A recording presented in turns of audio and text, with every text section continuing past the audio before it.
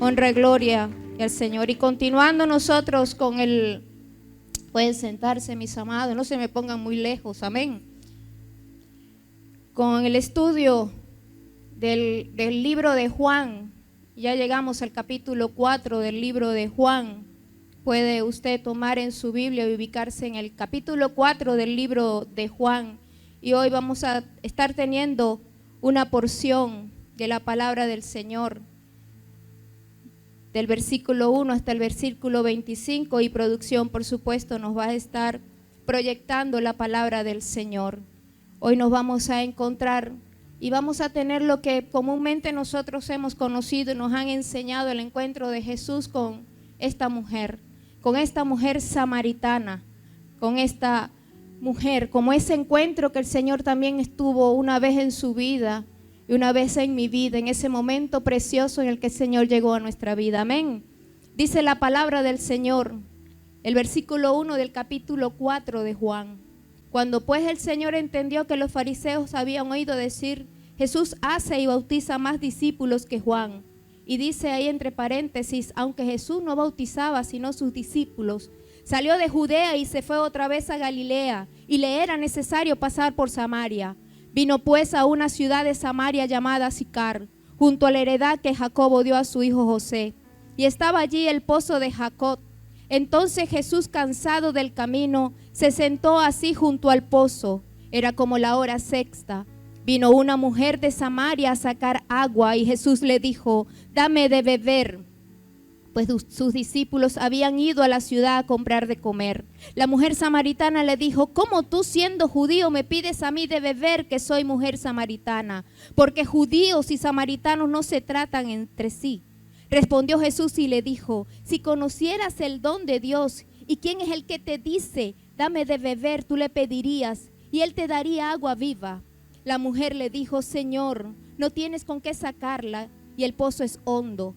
¿De dónde pues tienes el agua viva? ¿Acaso eres tú mayor que nuestro padre Jacob, que nos dio este pozo del cual bebieron él, sus hijos y sus ganados? Respondió Jesús y le dijo, cualquiera que bebiera de esta agua volverá a tener sed, mas el que bebiere del agua que yo le daré no tendrá sed jamás, sino que el agua que yo le daré será en él una fuente de agua que salte para vida eterna. La mujer le dijo, Señor, dame esa agua para que no tenga yo sed ni venga aquí a sacarla. Jesús le dijo, ve, llama a tu marido y ven acá. Respondió la mujer y dijo, no tengo marido. Jesús le dijo, bien has dicho, no tengo marido, porque 5 maridos has tenido y el que ahora tienes no es tu marido. Esto has dicho con verdad. Le dijo la mujer, Señor, me parece que tú eres profeta. Nuestros padres adoraron en este monte y vosotros decís que en Jerusalén es el lugar donde se debe adorar. Jesús le dijo, mujer, créeme, que la hora viene cuando ni en este monte ni en el Jerusalén adoraréis al Padre. Vosotros adoráis lo que no sabéis, nosotros adoramos lo que sabemos, porque la salvación viene de los judíos, mas la hora viene y ahora es, cuando los verdaderos adoradores adorarán al Padre en espíritu y en verdad. Porque también el Padre tales adoradores busca que le adoren. Dios es espíritu, y los que le adoran en espíritu y en verdad es necesario que adoren. Le dijo la mujer, sé que ha de venir el Mesías, llamado el Cristo. Cuando Él venga, nos declarará todas las cosas. Jesús le dijo, yo soy el que habla contigo. Amén. Por lo general, en la porción de los estudios y la palabra y en las prédicas, lo más recomendable es llegar a tomar entre máximo 5 o 10 versículos. Mis amados, hemos leído una porción de 26 versículos. Y el reloj ya se ha tomado 4 de ellos. Pero en el nombre del Señor voy a tratar, porque tengo una condición, como decía el hermano Jairo en el encuentro de mujeres, de matrimonios. Yo soy mujer. Y cuando hablo del Señor es cuando más hablo. Es cuando más me apasiono, amén. Entonces esta porción de la palabra que hemos leído, que es un pasaje, como es un estudio, puede ir tomando sus notas. Es un pasaje que más que todo está escrito para que nosotros, la mayoría de nosotros, podamos entender que allí se encuentran principios de evangelización, un principio que Jesús utilizó, un principio que Jesús aplicó para evangelizar a esta mujer. ¿Y cómo era esta mujer? Esta mujer era una mujer de mala reputación, que veremos más adelante y por qué desde este mismo momento ya lo estamos calificando así. Esta es una porción, es un regalo de la conversión al evangelio y cómo Dios usó este pasaje para poder traer a otros, a quienes, a no creyentes, como lo eran los samaritanos, al evangelio. Es un modelo dado por el Señor, por nuestro Señor, de cómo la iglesia puede llegar a evangelizar, porque el Señor la utilizó para evangelizar a esta mujer que era una pecadora. Como ese principio, como esas personas que tú y yo conocemos que son pecadores. Así utilizó el Señor esta porción, este principio, y Juan nos lo relata acá, Juan nos lo deja acá para que nosotros podamos evangelizar, para que nosotros podamos compartir. ¿Con quién? Con el pecador. ¿Qué? La palabra del Señor. Con aquellos también que son ignorantes de la verdad, con aquellos que también no tienen interés. ¿Con quién? Con las Escrituras. ¿Acaso conoces a alguien así? Amén. Ahí es cuando nosotros tenemos que compartir esta porción. Yo era una de ellas, yo era una pecadora, yo era una ignorante de la verdad, yo era una que tenía y no tenía interés por la Escritura. Y doy gracias a Dios por el don, por la misericordia, por la gracia del Señor. Amén. Que llegó un momento alguien que cumplió esa gran comisión de compartir la palabra conmigo, de compartir la palabra con usted. Y hoy el Señor le hace y le abre esa invitación. Entonces, ¿qué vamos a destacar primeramente? Que hay un eje primordial en el Antiguo Testamento. En el Antiguo Testamento hay un eje. Y ese eje era que se estaba esperando a quién. Ellos tenían la esperanza en el Mesías, la esperanza de que llegara el Mesías. Hermana, ¿cómo lo podemos conocer? ¿Dónde lo podemos conocer? Bueno, comienza desde el capítulo 3 de Génesis hasta Malaquí en el capítulo 3. Ellos están esperando allí. El Señor está prometiendo y le dice a la serpiente que ella será pisoteada. ¿Por quién? Por la simiente. Y le dice, y ya está en Malaquías encontramos que en el Antiguo Testamento los hombres están esperando, el pueblo de Dios está esperando al Mesías. Israel está esperando con ansias al Mesías y van pasando los años, año tras año, en anhelo por la venida del Salvador. Pero entonces, ¿qué ocurre? Ocurre lo inesperado. Llega el Mesías y a Israel lo rechazó. El Mesías vino, el Cristo vino, el Hijo de Dios vino a la tierra y su pueblo lo rechazó. Podemos encontrar en estos tiempos, aún en nuestras familias, quienes a nosotros les hablamos y aún siguen rechazando al Señor, aún siguen rechazando al Mesías porque sus corazones aún siguen endurecidos. Y el pueblo en ese entonces estaba también influenciado, el pueblo de Israel estaba influenciado ¿por quién? Por los líderes religiosos, quienes ellos se negaban a aceptar a aquel que había estado esperando. Y ellos entonces planificaron todo para matarlo. Amados, en Jesucristo se cumplen y se cumplieron todas las profecías de que Él era el Mesías, de que Él era el Cristo. En Él se cumplieron. Las autoridades religiosas se sentían amenazadas por el ministerio de Jesús, porque Él retaba a la autoridad, porque Él los retaba, porque Él los confrontaba. Él les decía hipócritas. Pero ¿cuál era la respuesta de los fariseos? La respuesta de los fariseos era seguir negando, seguir tercos a creer la verdad sobre Jesús, sobre Él. Bien, usted puede buscarlo en este mismo libro de Juan, en el capítulo 7, el versículo 48. Y finalmente, en un arrebato de atroz, ellos cometen ese asesinato, esa apostasía histórica que registra a Israel como el pueblo de Dios que entrega a su Mesías en manos de quien, en manos de inicuo, en manos en manos de quienes no eran creyentes, y lo crucifican hasta matarlo. El apóstol Juan entendía el peso de la evidencia sobre conocer quién era realmente Jesús. Y de hecho, producción nos va a ir colocando las láminas. Hello. Producción, entonces en las láminas para que vayan colocando acá como el apóstol Juan a través de este libro va conociendo quién era Jesús.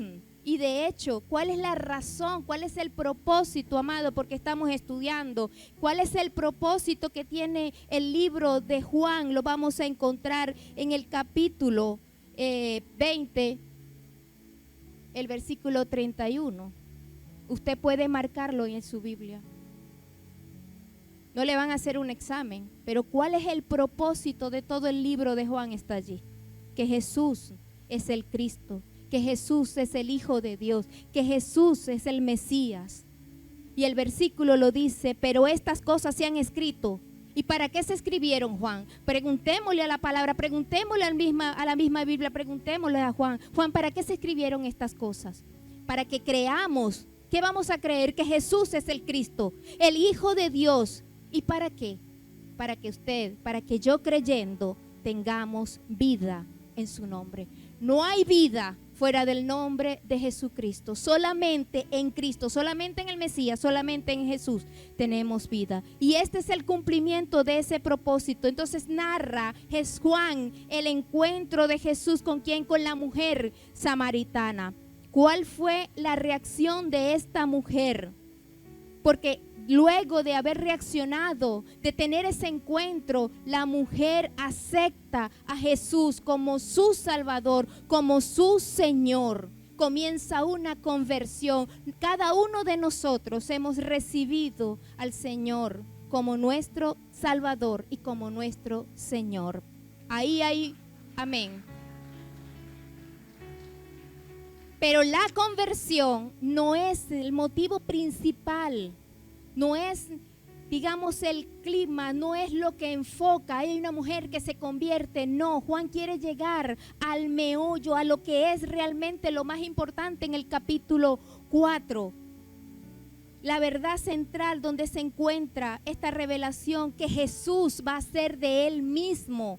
¿Se recuerdan Jesús cuando ellos están comiendo y anhelando el maná? Jesús le dice, yo soy el pan de vida. Y cuando se encuentran en las fiestas y en la celebración, Jesús le dice, yo soy la luz del mundo. Y ahora Él va a revelar a esta mujer, yo soy quién. Él dice, yo soy el Mesías. Y lo encontramos en el versículo 26. Jesús va a revelar por primera vez que Él es el Mesías, que Él es el Cristo. Este es el propósito principal de este capítulo 4, que quiero que usted anote, que quiero que usted recuerde, que si usted le llegan a preguntar cuál es el propósito del capítulo 4 de Juan, es que Jesús, ¿quién es? El Mesías. Jesús es el Cristo, Jesús es el enviado. Y la iglesia, usted y yo anhelamos la pronta venida de nuestro Señor Jesucristo. Amén. Entonces, quizás usted se haga las preguntas como me hice yo. ¿Por qué no decidió declarar que Él era el Mesías a los líderes religiosos, a los más influyentes, a los más poderosos, a las autoridades? ¿Por qué escogió revelar esta verdad a una mujer, a una pecadora, a una inmoral, a una despreciada, a una menospreciada? Y la respuesta, mis amados, a esta verdad es que Dios no hace acepción de personas. Amén. Entonces, yo voy a tomar tal cual por recomendaciones del pastor John MacArthur, como él a través de este pasaje se va a encontrar con 4 escenas. Yo las he denominado las 4C. La primera escena que nos vamos a encontrar va a ser las circunstancias. Después vamos a estar viendo el contacto, la convicción y el Cristo. En este pasaje del 1 al 26 nos vamos a encontrar con estas 4C. Lo primero va a ser la circunstancia. ¿Dónde están esas circunstancias? Bueno, esas circunstancias se encuentran en los versículos del 1 al 6. Entonces yo no me voy a estar deteniendo porque ya yo leí todo el pasaje. Usted lo puede ir viendo allí. Haga esto, visualice hacia el pasaje. Ok, amén. Estamos nuevos con esto yo. Visualice el pasaje y vaya viendo cómo se va a ir destacando este estudio. Entonces, ¿qué pasa? Hay una noticia de popularidad, esa popularidad que va creciendo ¿en quién? En torno a Jesús. Y esta noticia, ¿a dónde llega? Llega hasta los fariseos, que habían oído que él bautizaba, que Jesús bautizaba más que Juan, que Juan el Bautista. Ahora bien, por eso hay un espacio, se le llama parentético, hay un paréntesis allí cuando Juan aclara, Jesús no bautizaba. ¿Quiénes bautizaban? Bautizaban sus discípulos. Y como informamos y como fuimos informados en el capítulo 3, en los otros estudios, a los discípulos de Juan también les perturbaba que la popularidad creciente de Jesús a expensas de su maestro. Entonces nos vamos a encontrar acá con que los fariseos, nos vamos a encontrar con los discípulos de Jesús y con los discípulos de Juan, donde van a tener como una especie de choque entre la popularidad que va creciendo de Jesús. Y por eso Jesús sale de Judea y se va a Galilea. Necesita ir de Judea, del sur al norte, donde se encuentra Judea, e ir hasta Galilea. Pero entre Judea y Galilea se encuentra Samaria. Y por eso la expresión de Juan de decir, era necesario pasar por Samaria. Colóquelo ahí como un punto. Entonces, ese recorrido, mis amados, entre Judea hasta Samaria, equivalían aproximadamente, si nos montamos en carro, 1 hora. Y si vamos a pie, 3 días. 3 días. Yo me preguntaba, wow, Señor, si no hay carro, si el carro no prende, si no hay autobús, yo no voy a la iglesia. Esto me llegó a mí, me tocó a mí. Y el Señor se trasladaba en esta manera. ¿Para qué? Para cumplir un plan y un propósito. ¿Cuántas veces el Señor te ha encomendado a ti un plan y un propósito? Y más ha podido que las emociones, tus intereses, mis intereses, la carne. Perdón por mencionarte a ti, no mencionarme a mí. ¿Y cuántas veces ha podido más mi interés, mi necesidad, mi carne, y no cumplir la voluntad de mi Padre? Pecadora yo. Claro que sí. Entonces, Jesús no quería que se desatara una rivalidad entre sus discípulos y los de Juan, ni tampoco una confrontación, digamos, pública con las autoridades judías, porque aún su tiempo no había llegado. Su plan, el plan soberano del Padre todavía estaba por cumplirse, pero no era este el momento. Entonces, cuando va a regresar, le era necesario pasar por Samaria. Amados, no se trata de que era una necesidad geográfica. No se trata, y si podemos colocarle un poquito de razón a esto, era, oye, pero esa era la ruta más corta, esa era la ruta más rápida. Por razón tuvo que tomar esto, ahí lo pueden apreciar en el mapa. Los fariseos, ¿qué lugar tomaban? La costa, el lado hacia el río Jordán, la parte oriental hacia el río Jordán, y viajaban por ahí especialmente en tiempos de las fiestas religiosas. ¿Por qué? Porque ellos despreciaban a los samaritanos, y como despreciaban a los samaritanos, no querían ir hasta Samaria por el gran desprecio que le tenían a los samaritanos. Entonces ellos preferían tomar esta ruta más larga, que era el equivalente a 6 días, viajar por esta costa, que en vez de pasar por Samaria. Pero el Señor se sintió impulsado a pasar por Samaria y parar en esa villa, no para ahorrar tiempo, no por geografía, sino porque tenía una cita divina allí. Con frecuencia, mis amados, Juan va a utilizar el verbo dei, D-E-I.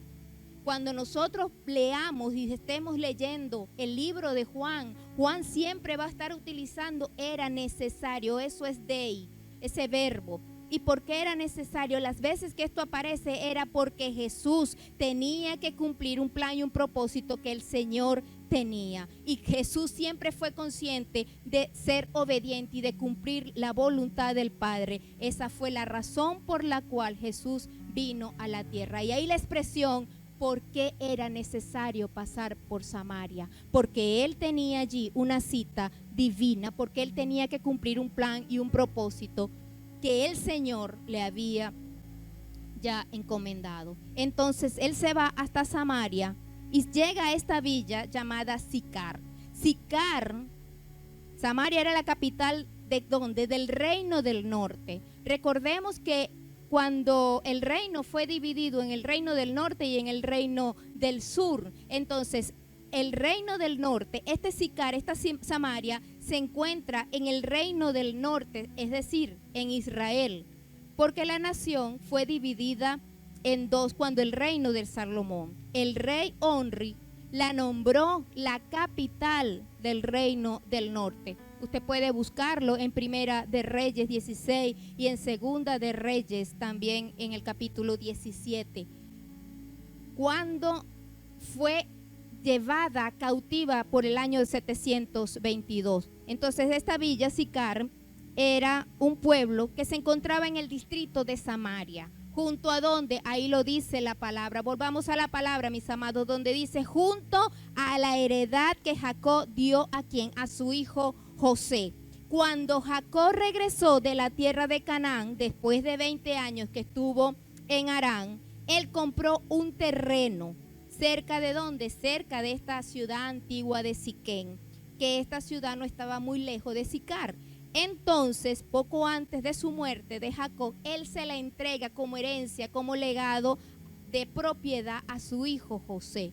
Entonces, de modo, mis amados, que esto era un lugar importante tanto para los judíos como para los samaritanos. Lo que otra cosa que vemos acá en el pasaje, que producción no me está colocando, es que él dice ahí la palabra, la hora sexta, o sea, al mediodía, las 12. Entonces Jesús llega ahí. ¿Cómo llega? Cansado de donde del recorrido. ¿A qué hora llega? A las 12.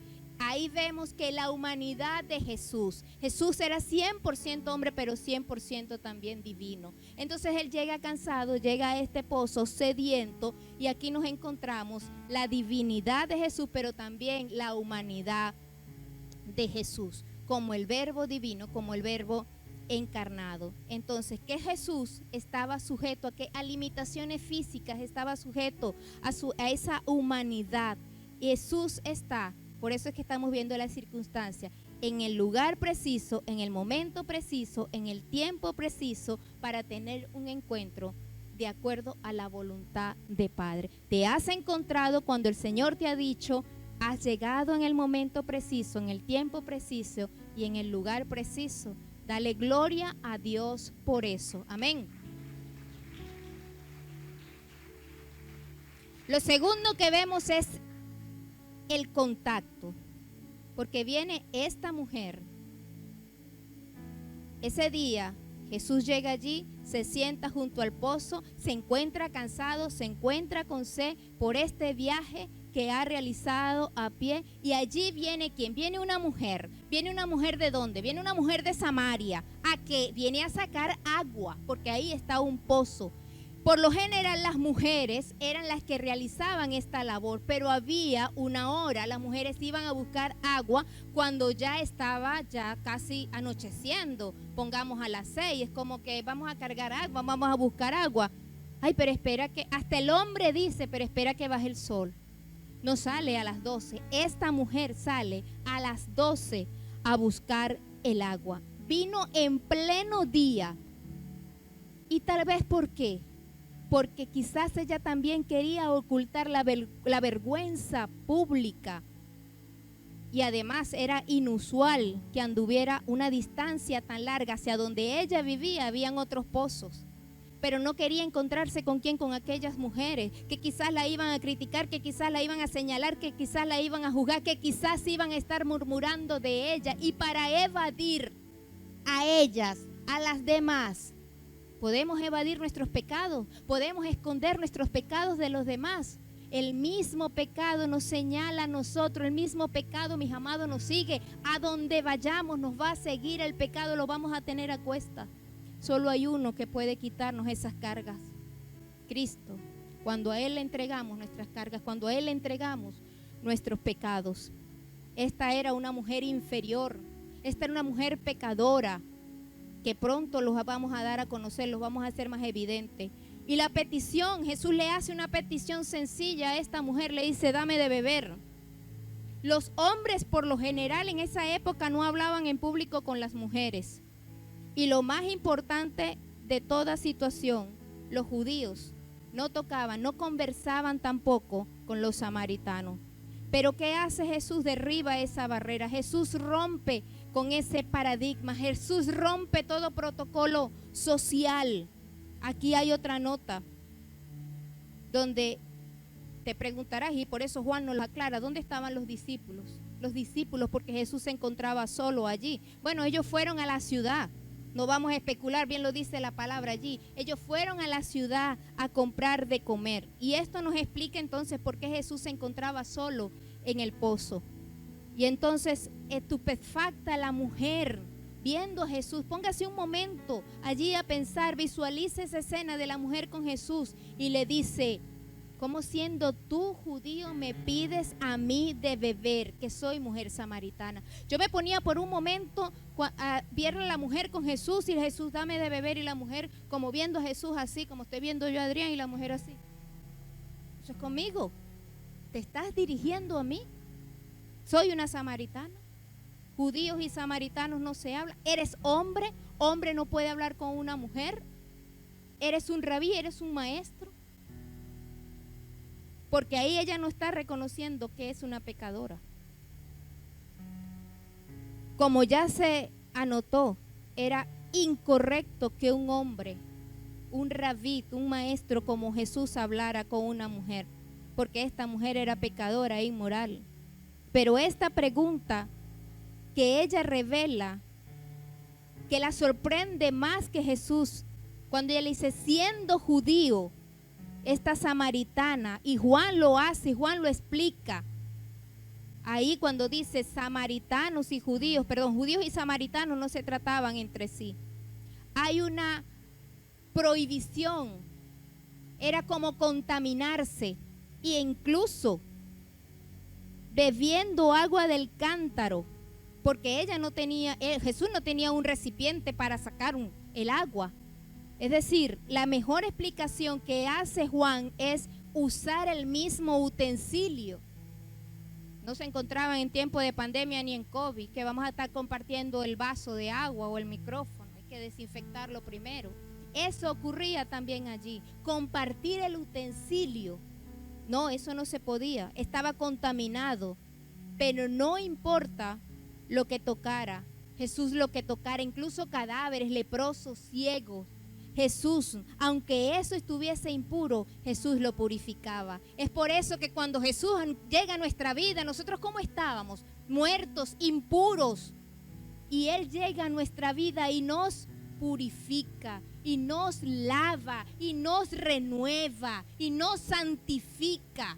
Entonces, amado, esas vestiduras blancas, lo que hacen es de vez en cuando caerles un polvo.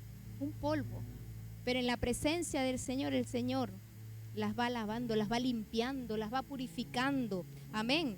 Entonces esa rivalidad implacable que había entre judíos y samaritanos había existido por siglos, como ya les dijo.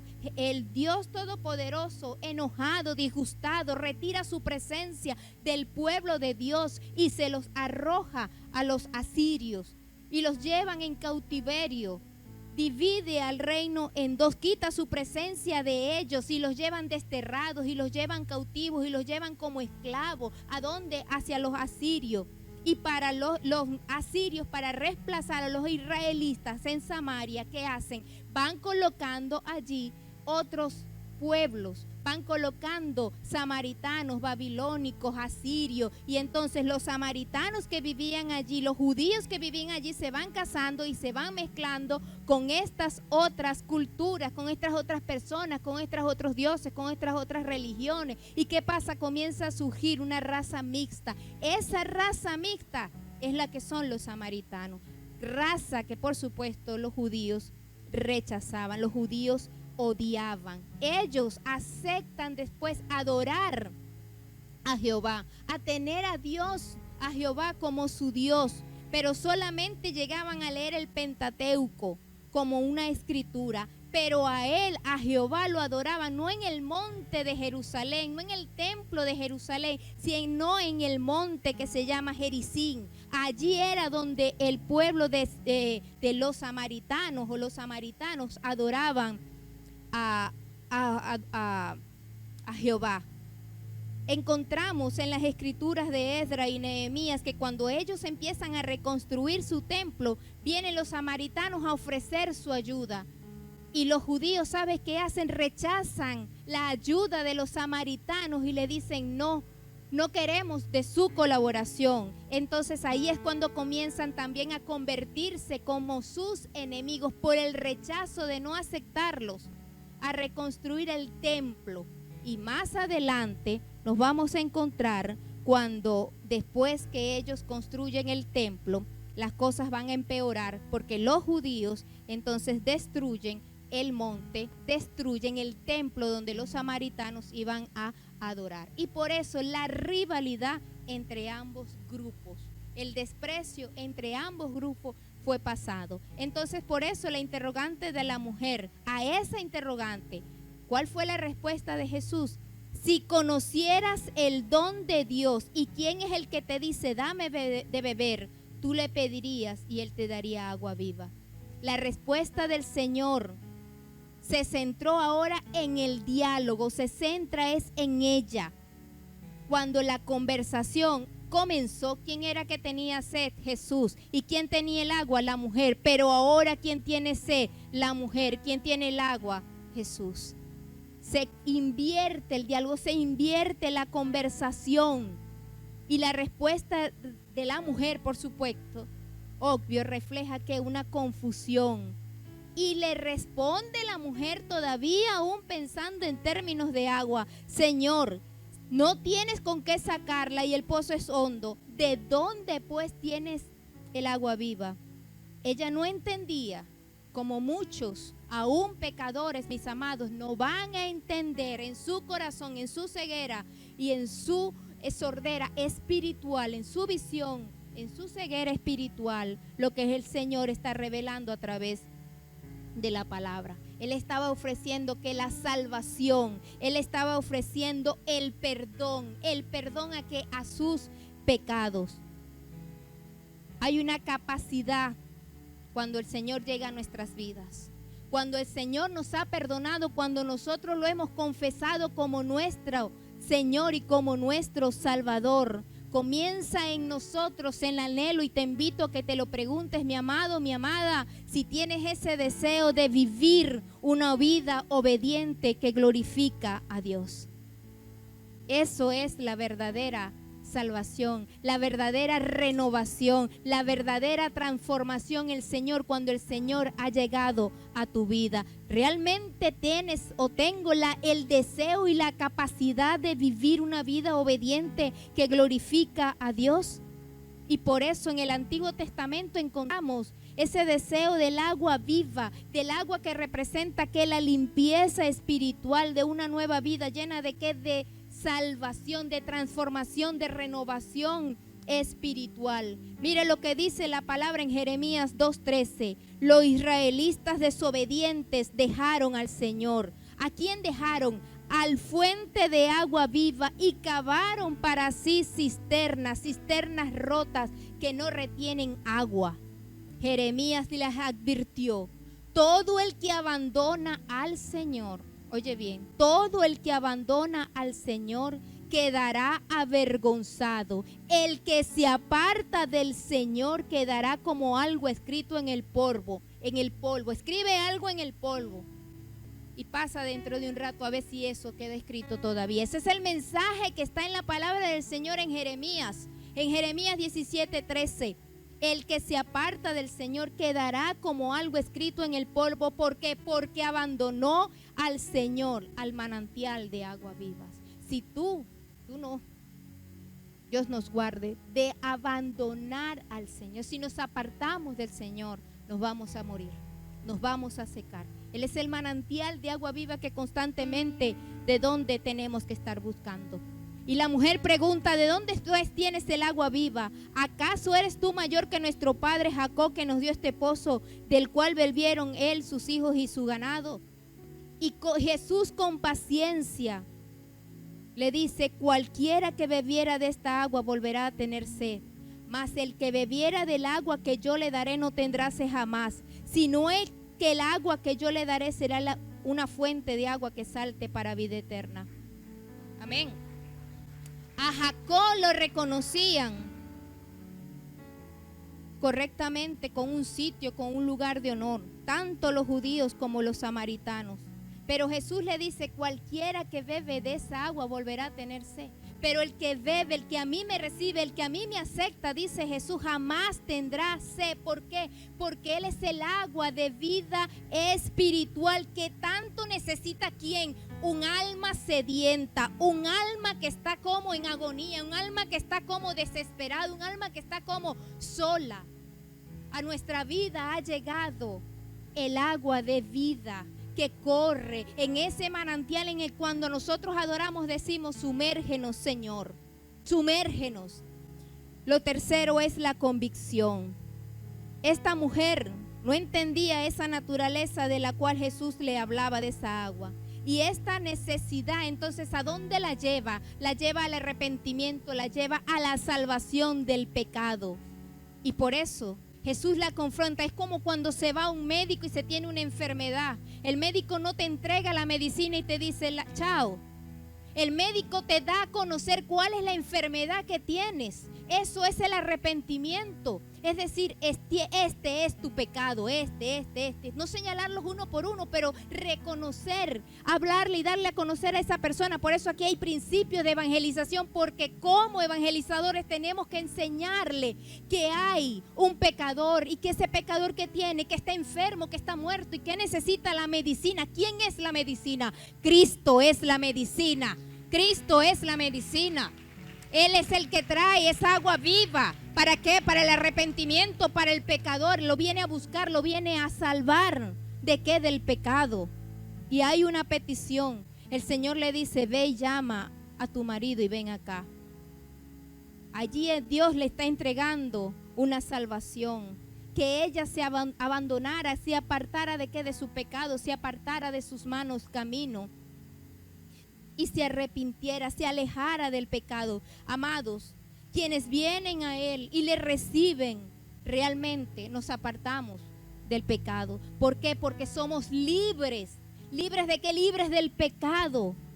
Porque nos hacemos sus siervos, siervos de justicia, siervos de Dios, como lo dice Romanos 6:18.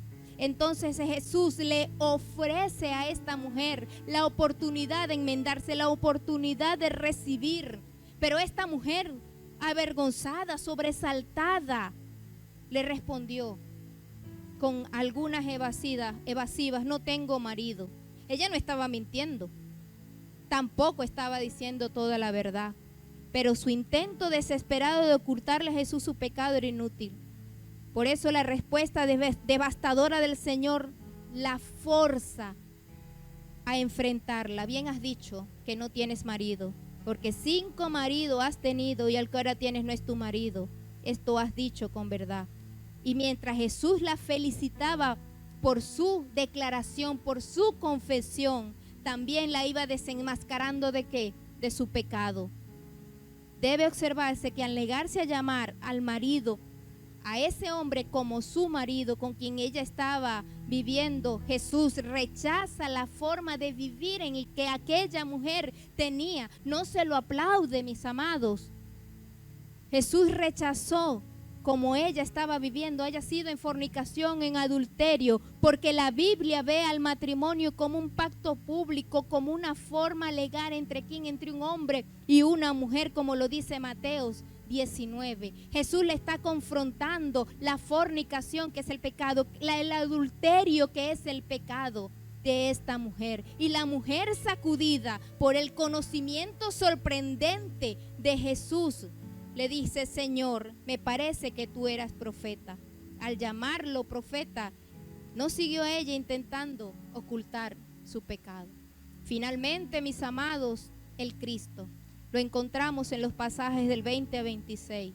Ya ella convencida de su pecado y de la necesidad de su perdón, habiéndose arrepentido y habiendo aceptado la acusación que Jesús le hace, la mujer se preguntaba ahora, ¿dónde debo ir? ¿A dónde debo encontrar a este Dios? Y buscar, ¿de qué? Buscar de su gracia, buscar de su salvación.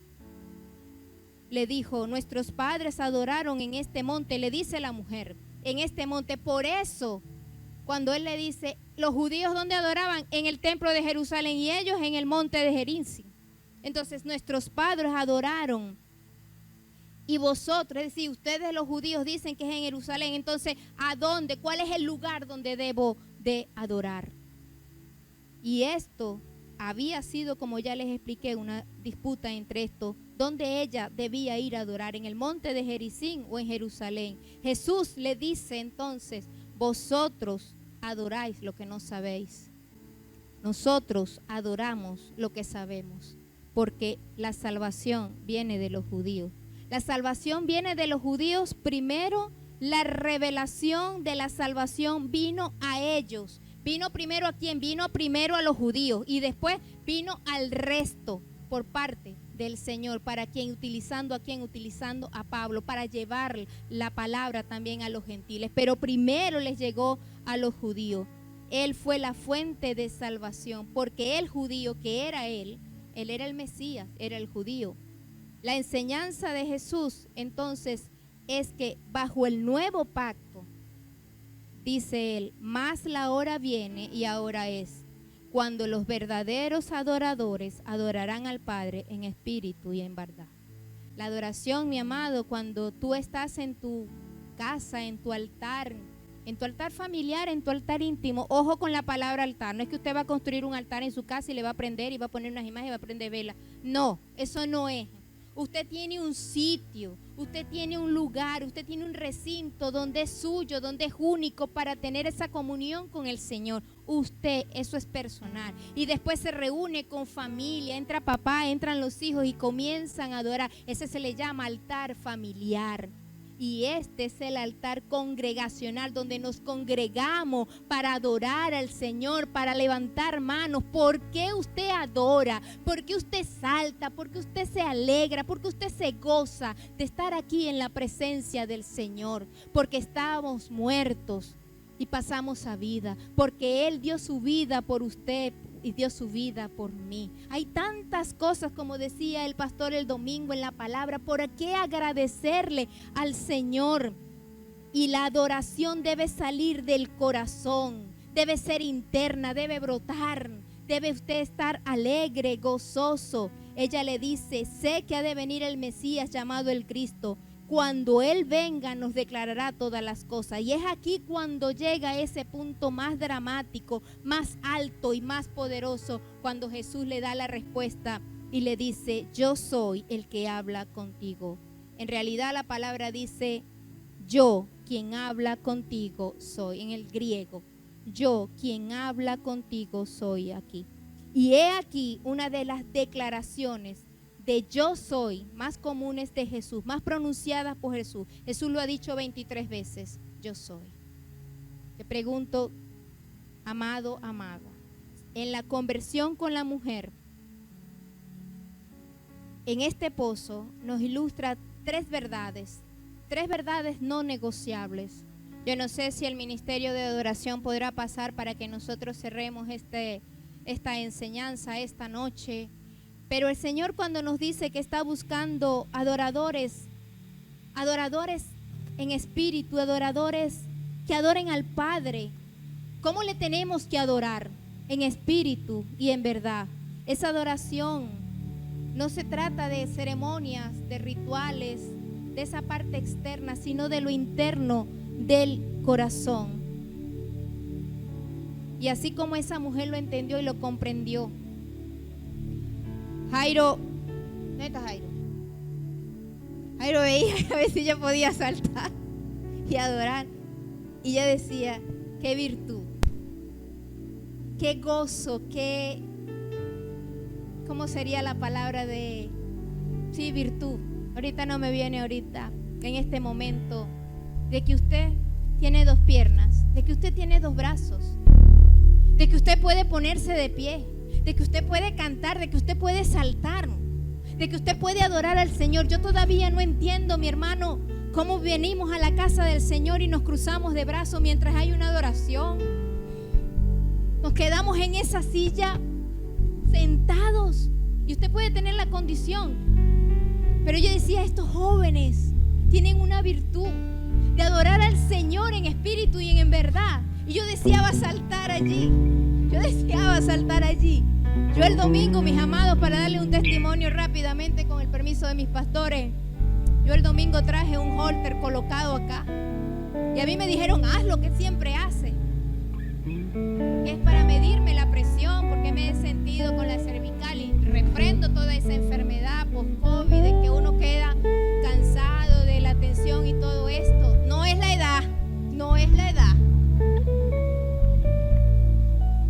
Y saben, les cuento, esta adoración el domingo, como hoy, estuvo preciosa, estuvo poderosa. Yo se lo comentaba a Enrique. Amados, a mí el registro en el Horte, después que lo imprimieron, me salía, ¿qué hiciste de 9 a 1?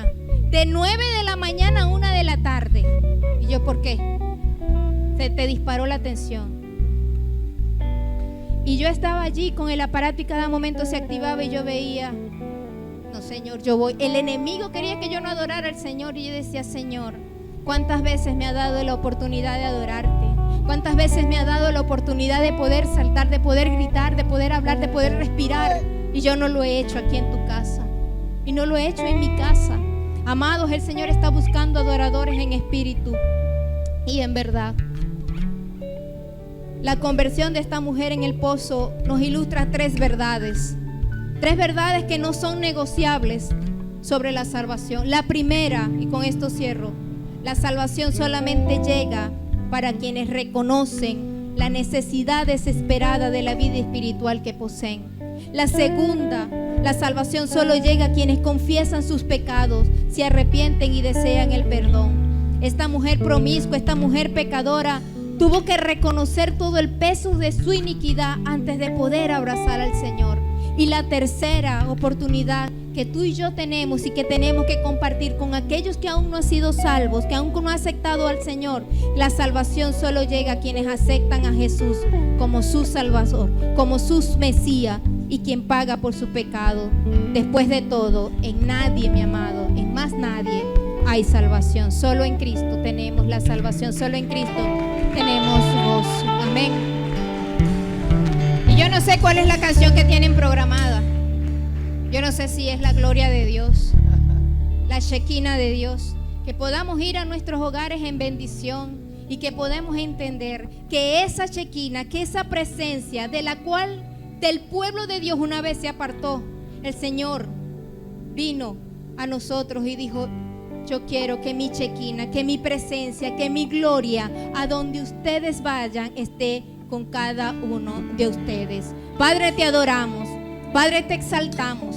Padre, te damos gracia y te damos honra. Padre, gracias por esta palabra.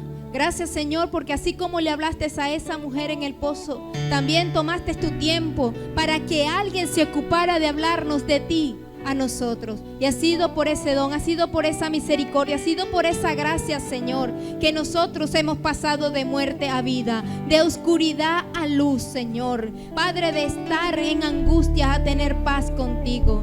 Padre, te damos honra, te damos gracias, te damos y te exaltamos, porque sabemos que tu presencia está aquí, que tu Shekinah está aquí, y porque nosotros podamos entender que te tenemos que adorar, que te tenemos que alabar, que te tenemos que exaltar y glorificar tu santo nombre. Así que, amada iglesia, Dios te bendiga y alaba al Señor y adora al Señor, porque Dios te ha dado esa gracia y